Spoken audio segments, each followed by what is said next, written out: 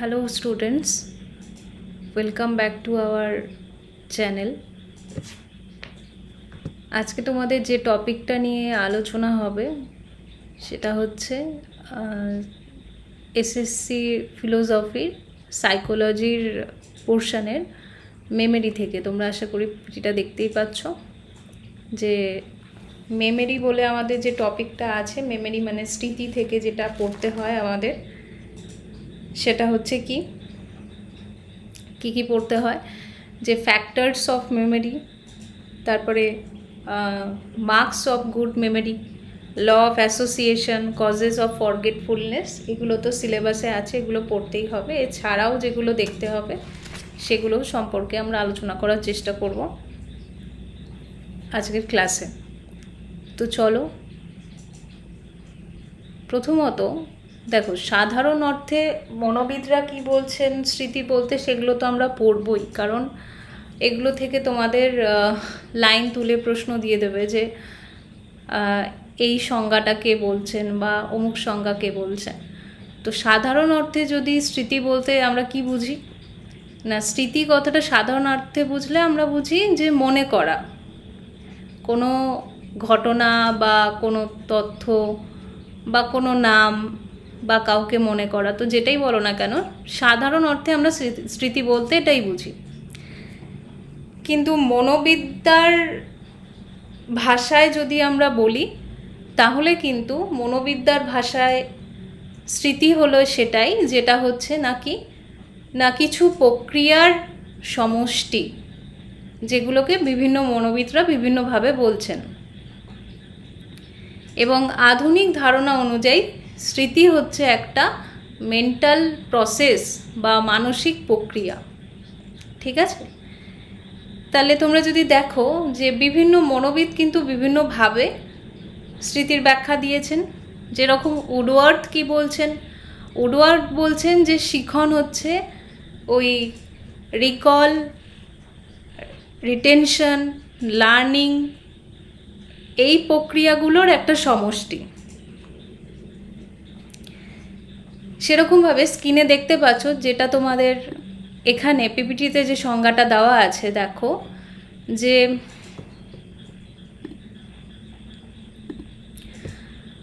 মনোবিদ ক্লজমেয়ার কি বলছেন? মনোবিদ ক্লজমেয়ার বলছেন যে স্মৃতি বলতে উনি কি বোঝাচ্ছেন, স্মৃতি বলতে উনি সংরক্ষণ, পুনরুদ্বেগ এবং প্রত্যাভিজ্ঞা, সংরক্ষণ, পুনরুদ্বেগ এবং প্রত্যাভিজ্ঞা, এই তিনটে প্রক্রিয়ার সমবায়কে বুঝিয়েছেন। স্মৃতি পড়তে গিয়ে তোমরা দেখবে বারবার করে এই টার্মগুলো আসবে, কাজেই আমি এখনই এই সংরক্ষণ, পুনরুদ্বেগ এটা বলছি না। আগের দিন তোমাদের যেটা ভিডিও আপলোড করা হয়েছিল আমাদের ইউটিউব চ্যানেল থেকে, আশা করি অনেকেই দেখেছো, এবং যারা দেখোনি তারা দেখে নিও। ওখানে যে 10টা প্রশ্ন নিয়ে আলোচনা করা হয়েছিল, ওখানে কিন্তু স্মৃতি থেকে প্রশ্ন আলোচনা করা হয়েছে, এবং ওখানে এই টার্মগুলো আমি কিন্তু বলেছি বা আলোচনা করেছি, আজকেও করব। তো যাই হোক, তাহলে এই সংরক্ষণ, পুনরুদ্বেগ, প্রত্যাভিজ্ঞা, এই সব মনোবিদদের মধ্যেই কিন্তু এই টার্মগুলো কমন। দেখো, উডওয়ার্থ বলছেন, উডওয়ার্থ যখন বলছেন যে লার্নিং, রিটেনশন, রিকল, রেকগনিশন, ক্লজমেয়ারও বলছেন সংরক্ষণ, পুনরুদ্বেগ, প্রত্যাভিজ্ঞা, এই তিনটে প্রক্রিয়ার সমন্বয়কে উনি বলছেন। তারপর যদি আমরা আরেকটু কি বলবো, মডার্ন এরাতে দেখি, সেখানেও যদি মনোবিদদের আলোচনা দেখি, যে ফিল্ডম্যান বলছেন, সেখানেও কিন্তু উনি সংরক্ষণ, পুনরুৎপাদন, এই টার্মগুলো ওনারা মানে মোটামুটি কমন সবার মধ্যেই আমরা পাচ্ছি। এছাড়াও আমরা বাকি যে সংজ্ঞাগুলো, যেগুলো তোমাদের যার জন্য তোমাদের বই তো পড়তেই হবে, তো সেখান থেকে সংজ্ঞাগুলো দেখে নেবে এবং কে কি বলছেন সেই জায়গাগুলো একটুখানি দেখে নিও। এখানে তোমাদের ক্লজমেয়ারের সংজ্ঞাটা এখানে দেওয়া আছে এই পিপিটিতে। ঠিক আছে? এবং মনোবিদ রসের কথা যদি জানো, তো মনোবিদ রসও ওই একইভাবে বলছেন যে আমাদের অভিজ্ঞতা, যেটা আমরা অভিজ্ঞতা আহরণ করছি, স্মৃতিটা তো আমাদের এমনি এমনি হয়ে যাচ্ছে না, পরিবেশ থেকে আমরা কিছু অভিজ্ঞতা পাচ্ছি, সেগুলোকে আমরা কি করছি, সংরক্ষণ করছি, সেগুলোকে আমরা পুনরুদ্বেগ করছি। তো একটা জিনিস কমন প্রত্যেকটা মনোবিদের মধ্যেই দেখো, যে সংরক্ষণ, পুনরুদ্বেগ, প্রত্যাবিজ্ঞা, এই কথাটা প্রত্যেকের মধ্যেই আমরা কমন পাচ্ছি, বাকি কিছু এক্সট্রা পাচ্ছি। এবং যেগুলো আলাদা জায়গা সেটা কি, সেই জায়গাগুলো আমাদের একটুখানি সংজ্ঞা হিসাবে মনে রাখতে হবে। ওগুলো তো বোঝানোর কিছু নেই, ওগুলো আমাদের মনে রাখতে হবে যে কোন মনোবিদ কি বলছেন। ঠিক আছে, তাহলে স্মৃতির সংজ্ঞা এটা আমরা পড়ব। আধুনিক অর্থে আমরা স্মৃতি বলতে কি বুঝছি না, সেটা হচ্ছে মেন্টাল প্রসেস, বা আধুনিক মনোবিদদের মত হচ্ছে মেন্টাল প্রসেস বা মানসিক প্রক্রিয়া। এবং স্মৃতির যে সংজ্ঞাগুলো বিভিন্ন মনোবিদরা যেভাবে দিয়েছেন সেগুলো আমরা পড়ব। তারপর আমাদের যেটা আছে, যেহেতু তোমাদের টপিক ধরেই এখন মানে সিলেবাস ধরে টপিক ধরেই পড়ানো হচ্ছে, তারপরে তোমরা দেখবে যে ফ্যাক্টরস অফ মেমোরি বলে একটা তোমাদের টপিক আছে। সেটা কি না, ফ্যাক্টরসটা কি না, দেখো এখানে দেওয়া আছে যে স্মরণ ক্রিয়াকে যদি আমরা বিশ্লেষণ করি, একটু আগেই বলেছি যে এটা একটা মানসিক প্রক্রিয়া বা এটা একটা ক্রিয়া বলতে পারো। তো স্মরণ ক্রিয়াকে যদি আমরা বিশ্লেষণ করি তাহলে আমরা যেগুলো পাই সেটা কি কি পাই, যে শিখন, এখানে শিখন হবে, ঠিক আছে, শিখন, সংরক্ষণ, পুনরুদ্বেগ, প্রত্যাবিজ্ঞা, তারপরে ব্যক্তিত্বের অভিজ্ঞতা। তো স্মরণ ক্রিয়াটাকে যদি বিশ্লেষণ করি তো এই ফ্যাক্টরগুলো আমার মেমোরির মধ্যে রয়েছে। তো শিখন কি, লার্নিংয়ের ওপর একটা আলাদা ক্লাসই তোমাদের নেওয়া হয়েছে, তার জন্য সেটা ডিটেলে বলার দরকার নেই। শিখন বলতে আমরা আগের দিনই বলেছি যে কি বলা হচ্ছে, কিন্তু এটা আমরা মনে রাখবো যে মনোবিদ উডওয়ার্থ কি বলছেন, উনি বলছেন যে এই শিখন হচ্ছে আমার স্মৃতির একটা প্রারম্ভিক স্তর বা প্রারম্ভিক পর্যায়, তার জন্য শিখনের এখানে গুরুত্বটা বেশি। তারপর সংরক্ষণ কি, সংরক্ষণ হচ্ছে সেটাই যে আমরা যখন কোনো পরিবেশ থেকে আমাদের কোনো উদ্দীপক আসছে তখন সেটাকে আমরা কি করছি, যে ধারণ করছি, যে স্টোর করছি। স্মরণ ক্রিয়ার উপাদানই যদি দেখো, মূল উপাদান যদি আমরা দেখি মনোবিদদের মতে, তাহলে আমরা দেখব যে এনকোড করা, তাকে ধারণ করা এবং তাকে পুনরুত্থাপন করা, বা যেটা রিট্রিভাল বলছি। তাহলে সংরক্ষণটা কি, সংরক্ষণটা আমরা বলছি যে আমরা যে তথ্যটা পাচ্ছি সেটাকে আমরা ধারণ করছি, সোজা ভাষায় হচ্ছে তাকে আমি ধারণ করছি। সংরক্ষণ বা ধারণ একই কথা, সংরক্ষণ বলো, ধারণ বলো, স্টোরেজ বলো, একই কথা, ঠিক আছে। এবং মস্তিষ্কের মধ্যে সেটা হচ্ছে। আরেকটা কথা, কোনো কোনো মনোবিদ বলছে এই যে সংরক্ষণ প্রক্রিয়াটা এটা মস্তিষ্কে হয়, এবং কিছু মনোবিদরা বলেন যে এটা মনের মধ্যে হচ্ছে, এই সংরক্ষণ প্রক্রিয়াটা মনে হচ্ছে, ঠিক আছে। তারপরে পুনরুদ্বেগ করা মানে কি, দেখবে আগের যে ভিডিওটা তোমাদের আপলোড হয়েছিল সেখানে তোমাদের বলা হয়েছিল যে রিট্রিভালের আমরা দুটো ভাগ পাই, বা পুনরুত্থাপনের আমরা দুটো ভাগ পাই। যে কি না, সেখানে আমি উদাহরণ দিয়েও প্রশ্ন আমরা অ্যাড করেছিলাম 10টা এমসিকিউ এর মধ্যে, যে তোমাদের বলা হয়েছিল যে একটা প্রশ্ন ছিল এমসিকিউটা কি। এমসিকিউ যে আমরা বলি যে মাল্টিপল চয়েস কোয়েশ্চেন, সেখানে অনেকগুলো অপশান থাকে এবং তার মধ্যে আমাদের কিছু মানে একটা বেছে নিতে হয়। এটাকে আমরা কি বলছি, এটাকে আমি কি রিকল বলবো, কি রিট্রিভাল বলবো, বা এটাকে আমি কি স্টোর করা শুধু বলবো আমার মেমোরিতে, না কি বলবো। সেখানে কিন্তু অ্যান্সারটা আমি বলেছিলাম যে আমি যখন এমসিকিউ এর অনেকগুলো অপশানের মধ্যে একটাকে বেছে নিচ্ছি তখন সেটা কি ছিল না, সেটা হচ্ছে রেকগনিশন ছিল। এবং তখন আরেকটা কথাও বলেছিলাম যে তোমাদের যদি এরকম প্রশ্ন দেয় যে শূন্যস্থান পূরণ করা, শূন্যস্থান পূরণ করার ক্ষেত্রে তোমাদের কিন্তু কোনো অপশান ওভাবে দেওয়া থাকে না, মনে করে অ্যান্সার লিখতে হয়। এই মনে করে অ্যান্সার লিখতে বা উত্তরটা লেখা বা উত্তরটা দেওয়া, সেটা কিসের মধ্যে পড়বে, সেটা কি রিকলের মধ্যে পড়বে, না রেকগনিশনের মধ্যে পড়বে, না কিসের মধ্যে পড়বে। তখন কিন্তু বলতে গিয়ে আমি পুনরুদ্বেগের কথা বলেছিলাম, সেটা কিন্তু আমি বলেছিলাম যে সেটা কিসের মধ্যে পড়বে, সেটা হচ্ছে আমার রিকলের মধ্যে পড়বে, ঠিক আছে। সেটা কিন্তু আমার রেকগনিশন নয়, আগের দিনই বলা হয়েছিল। তাহলে রিকলটা কি? রিকলটা সাধারণ অর্থে আমরা এটাই বুঝবো যে পূর্বের কোনো আমার অভিজ্ঞতা হয়েছে সেটাকে আমার মনে করতে পারা, ঠিক আছে? সেটা যা কিছুই হতে পারে, সেটা আমি কোনো গান শুনেছি সেটা আমার মনে করতে পারা, বা কোনো আমি কোনো ঘটনা মনে করতে পারা, বা কোনো কিছু পড়েছি সেটা মনে করতে পারা, সেটা যেটাই হোক না কেন, তাহলে সেটাই হচ্ছে যে রিকল, ঠিক আছে? এবং স্থান কাল নির্দেশ কি না, দেখো এখানে আরেকটা পয়েন্ট রয়েছে যে ফ্যাক্টরস অফ মেমোরির মধ্যে যে স্থান কাল নির্দেশ, সেখানে কি হয় যে মানে ঘটনাটার আমরা সঠিকভাবে পুনরুদ্বেগ করতে পারছি, তখন বলবো যে তার স্থানকালটাও সঠিকভাবে আমি মনে করতে পারি, যে সঠিক অর্থে এখানে নির্ভুল হয়।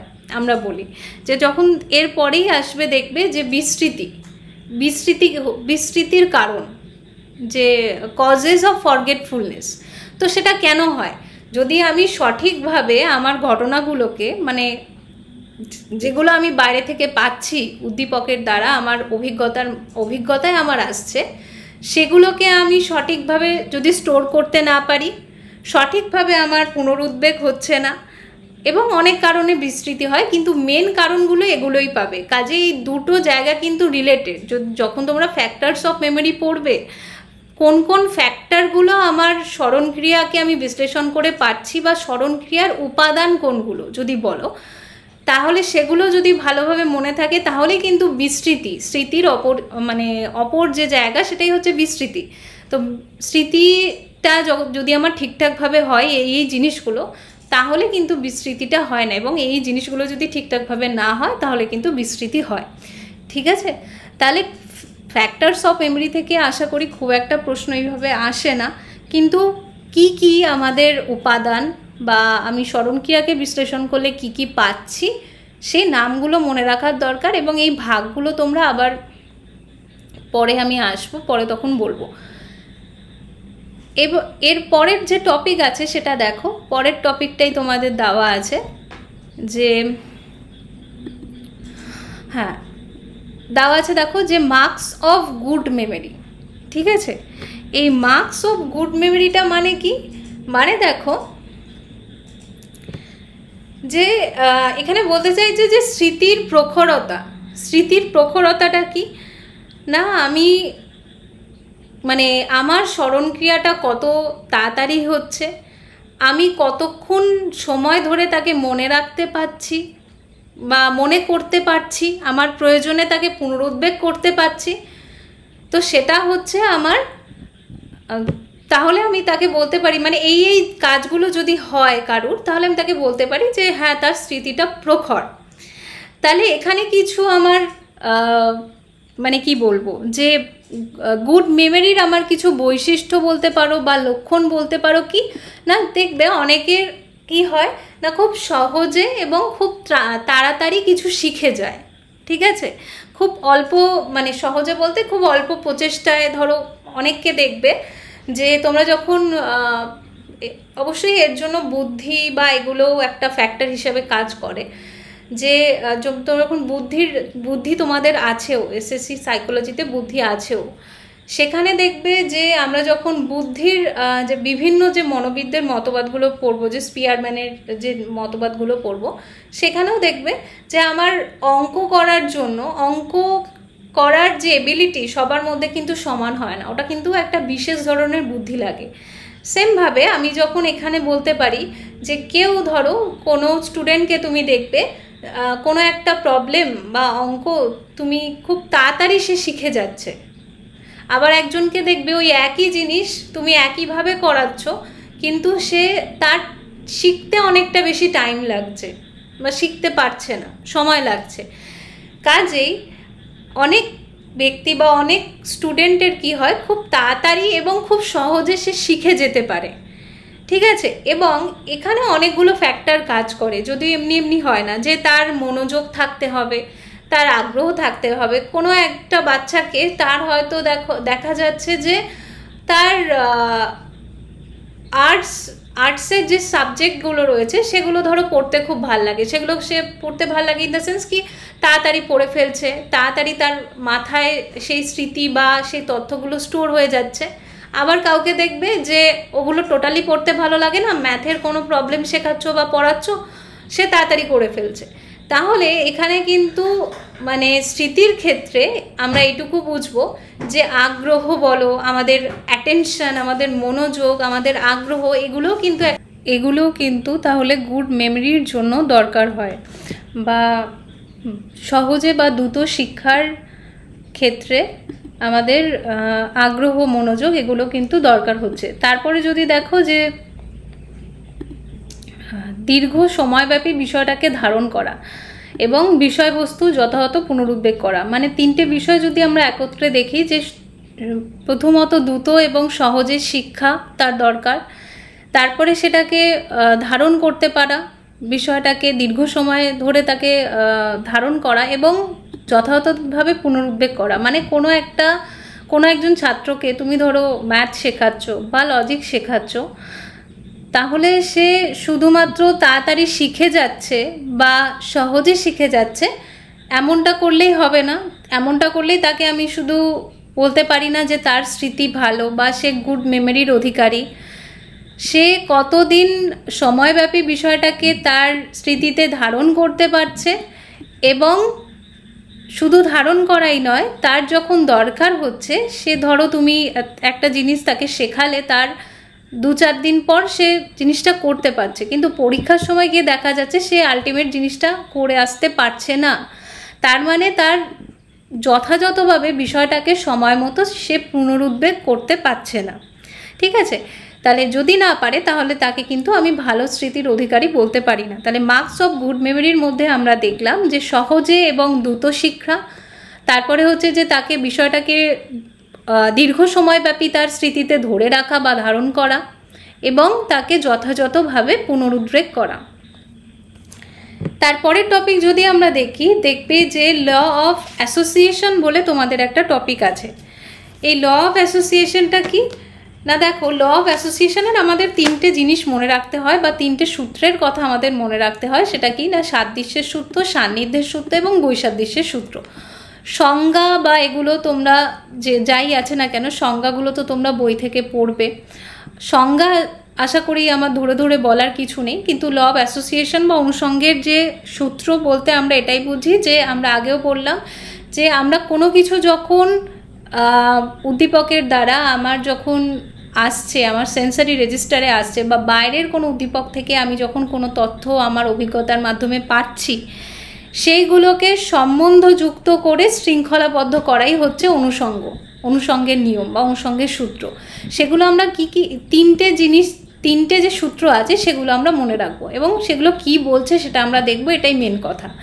তাহলে কি আছে না, law of similarity, law of contiguity এবং law of contrast. Law of similarity কি না, দুটো বিষয়ের মধ্যে, এখানে সাদৃশ্য তোমরা বুঝতেই পারছো যে সাদৃশ্য মানে মিল। দুটো বিষয়ের মধ্যে যদি সাদৃশ্য থাকে তাহলে একটার কথা মনে পড়লে আবার অন্যটার কথা মনে পড়ে।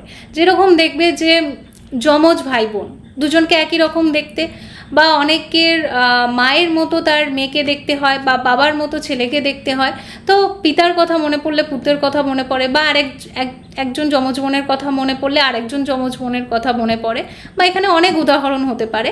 তো মোট কথা হচ্ছে যে সাদৃশ্যটা কি না, দুটো বিষয়ের মধ্যে বা কোনো দুজন ব্যক্তির মধ্যে সাদৃশ্য থাকলে একজনের কথা মনে পড়লে আমার আরেকজনের কথা মনে পড়ে, এটাই হচ্ছে সিমিলারিটির নিয়ম।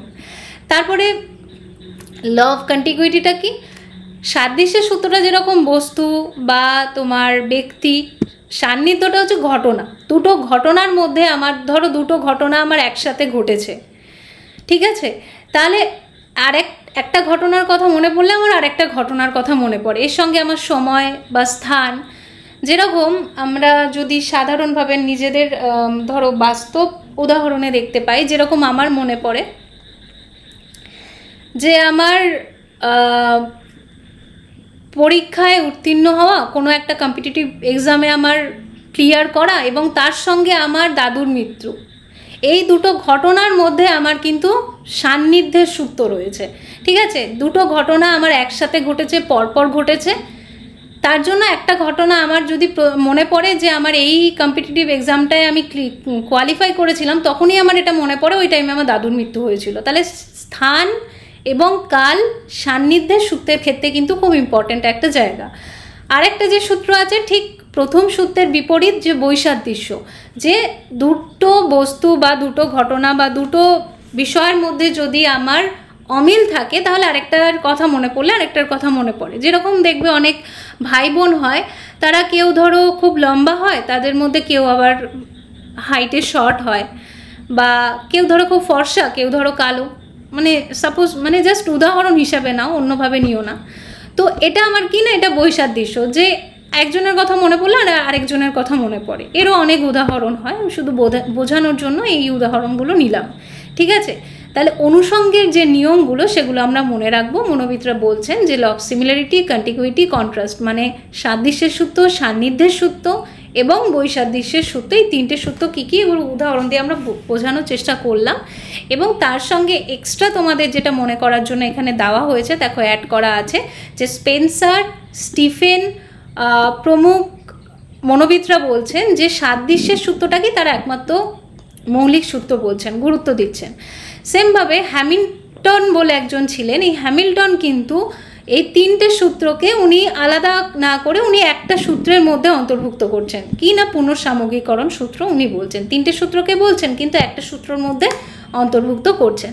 কাজে এই ছোট ছোট ইনফরমেশনগুলো যেগুলো দেওয়া হচ্ছে বা বলা হচ্ছে সেগুলো কিন্তু তোমরা মনে রাখার চেষ্টা করবে।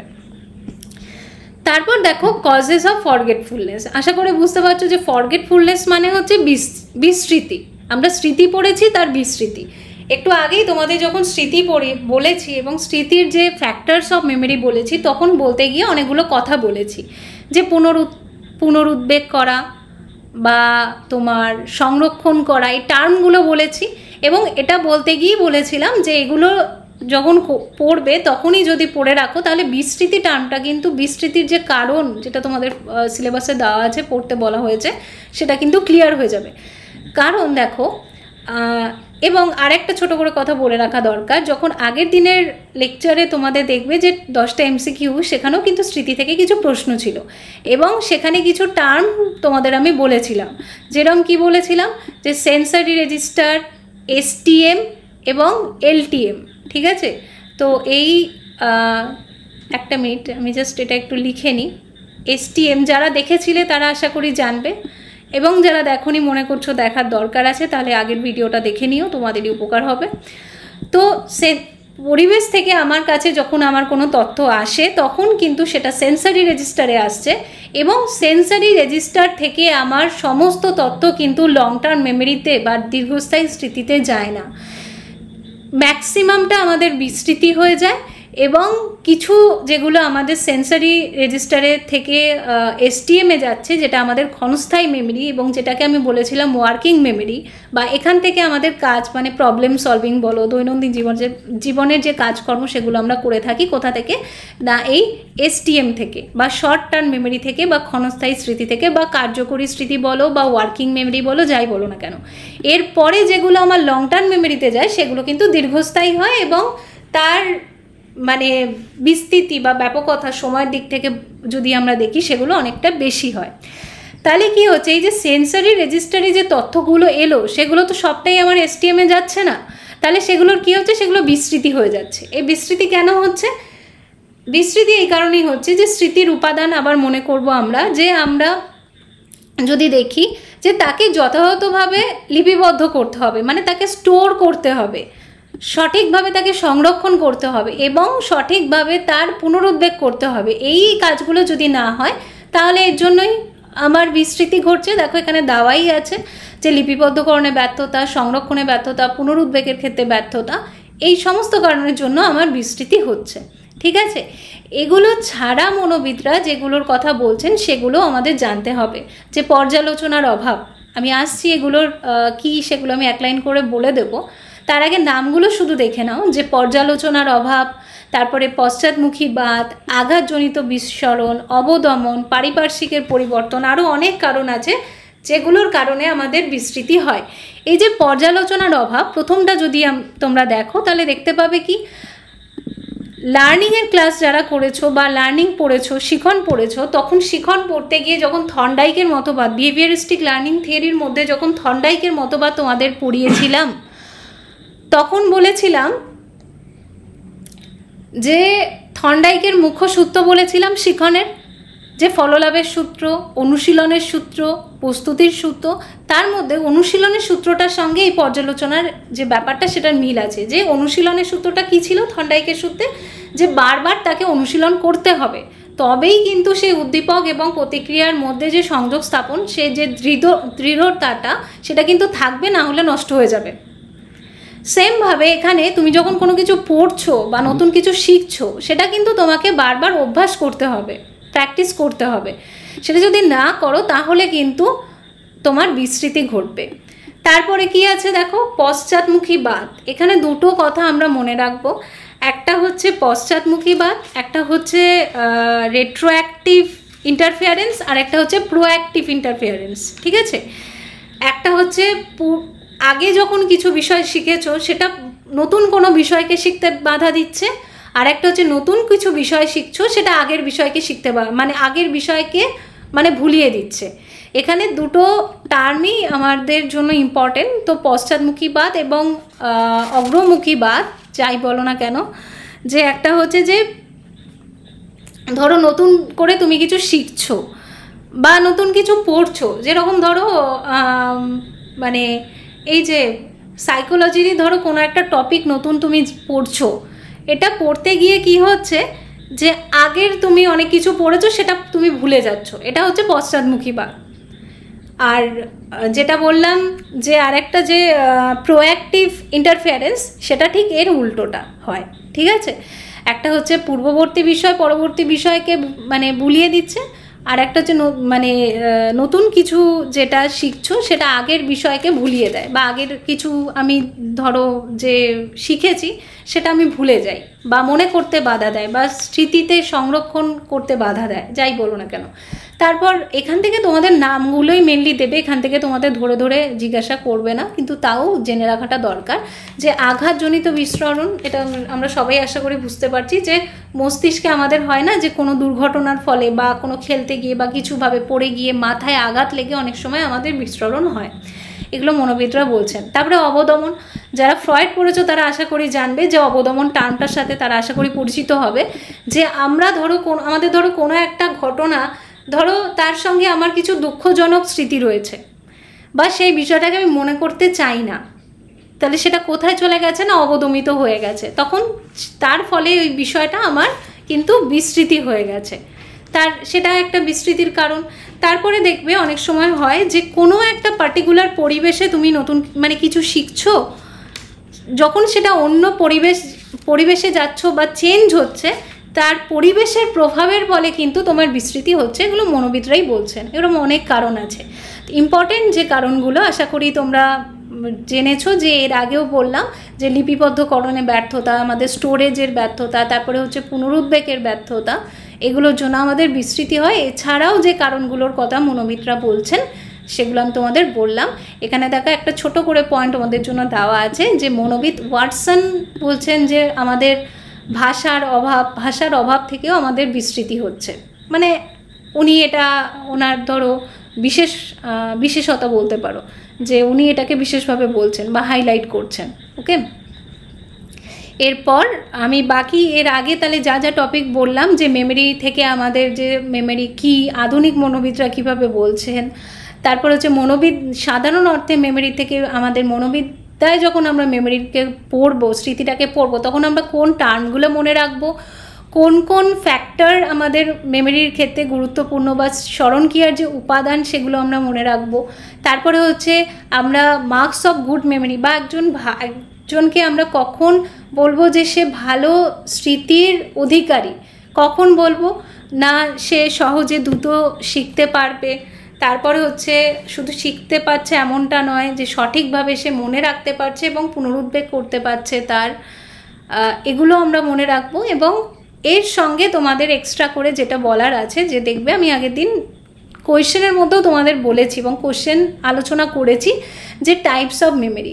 ঠিক আছে, তো টাইপস অফ মেমোরির মধ্যে তোমাদের এতটা ডিটেলে না দিলেও এটা হয়তো দিয়ে দিতে পারে যে দীর্ঘস্থায়ী স্মৃতির ভাগ, যেহেতু স্মৃতি টপিকটা তোমাদের আছে তার জন্য স্মৃতির ভাগগুলো তোমাদের মনে রাখা দরকার, যে দীর্ঘস্থায়ী স্মৃতির ভাগ কোনগুলো।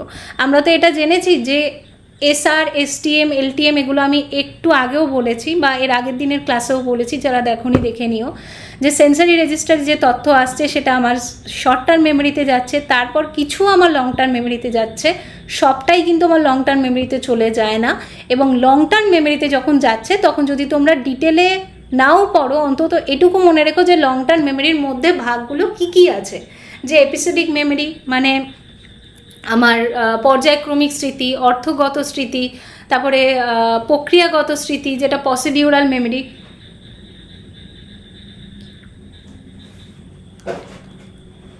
ঠিক আছে। তাহলে এবং যদি আরও ডিটেলে তোমরা দেখতে চাও, তোমাদের জন্য এটা অ্যাড করেইছি যে এক্সপ্লিসিট মেমোরি আর ইমপ্লিসিট মেমোরি। তো এই এক্সপ্লিসিট মেমোরি, ইমপ্লিসিট মেমোরি কি না, এক্সপ্লিসিট মেমোরির ক্ষেত্রে আমরা এটা মনে রাখবো যে কনসাসলি আমি কিছুকে মনে করছি, মানে আমার একটা হচ্ছে কনসাসলি মনে করতে পারা, একটা আনকনসাসলি মানে জোর দিয়ে জোরপূর্বক মনে করতে পারা, এইভাবে বলতে পারো। আরেকটা হচ্ছে আমি আনকনসাসলি সেটা মনে রাখছি, ঠিক আছে। তো এক্সপ্লিসিট মেমোরির যে দুটো ভাগ, যে এপিসোডিক মেমোরি বা অর্থগত স্মৃতি আর তোমার বলো যে পর্যায়ক্রমিক স্মৃতি আর অর্থগত স্মৃতি, এটা হচ্ছে আমার এক্সপ্লিসিট মেমোরির ভাগ। এক্ষেত্রে আমাকে কনসাসলি বিষয়টাকে মনে রাখতে হচ্ছে। এপিসোডিক মেমোরির ক্ষেত্রে কোনো ইভেন্ট, কোনো ঘটনা, যে তুমি কোথাও ঘুরতে গেছিলে তার বিবরণ তোমাকে কেউ জিজ্ঞাসা করছে তুমি বলছো। সিম্যান্টিক মেমোরি কোনো তথ্য, যে ওয়ার্ল্ড সম্পর্কে কোনো তথ্য, যেরকম কোনো পাখি, কোনো গাছ, general knowledge of the world, যেটা দেখো এখানে দেওয়া আছে। তারপরে ইমপ্লিসিট মেমোরি কোনটা, ইমপ্লিসিট মেমোরির ক্ষেত্রে আমি আগেও বললাম যে আনকনসাসলি আমাকে জোরপূর্বক মনে করতে হচ্ছে এমনটা নয়, সেটা আমার কি না, ধরো কোনো কাজ, যেরকম দেখো প্রসিডিউরাল মেমোরি, এক্ষেত্রে কি হয় যে ধরো কেউ সাইকেল চালাতে জানে বা কেউ কম্পিউটার চালাতে জানে, কেউ গাড়ি চালাতে জানে, তো সে কি প্রত্যেকবার এটা মনে করবে যে আমাকে এটা করতে হবে তারপর ওইটা করতে হবে, এরকমভাবে করে না। সে যখন শিখে যাচ্ছে, তারপর মানে সে যখন দক্ষ হয়ে যাচ্ছে, তারপর সে ওই রকম কনসাসলি মনে করে করে কাজটা করছে না, যে প্রথমে আমি এটা চালাবো দেন এটা অন করব, এইভাবে করে না, ঠিক আছে, আনকনসাসলি করে। তাহলে আমরা দেখলাম যে দীর্ঘস্থায়ী মেমোরি বা লং টার্ম মেমোরির মধ্যে আমরা ভাগ পাই। এটা তোমাদের যদি এত ডিটেলেও না দেয়, নামগুলো দিয়ে দিতে পারে যে এগুলোর মধ্যে কোনটা দীর্ঘস্থায়ী মেমোরি, এবং এই প্রশ্ন আমি তোমাদের আগের লেকচারেই অ্যাড করেছি, সেটা তোমরা একটু দেখে নিও। যে episodic memory, semantic memory, priming, procedural বা অর্থগত, পর্যায়ক্রমিক বা তোমার প্রক্রিয়াগত, এগুলো হচ্ছে সব দীর্ঘস্থায়ী মেমোরির ভাগ। আরও ডিপলি যদি জানতে চাও যে দীর্ঘস্থায়ী মেমোরিকেও আমরা দুভাবে ভাগ করছি, একটা ইমপ্লিসিট, একটা এক্সপ্লিসিট। এক্সপ্লিসিটে আমরা কনসাসলি মনে করছি এবং ইমপ্লিসিটের ক্ষেত্রে আমাকে কনসাসলি সেটাকে মনে করতে হচ্ছে না। ওকে, তাহলে মেমোরি থেকে যা যা টপিক তোমাদের আছে আমি আশা করি কভার করেছি, এবং এরপরেও তোমাদের আরও ভিডিও আসবে, লেকচার আসবে, তোমরা দেখো এবং আমাদের চ্যানেলটাকে সাবস্ক্রাইব করো, লাইক, কমেন্ট, শেয়ার করো। আশা করি তোমরা উপকৃত হবে। Thank you.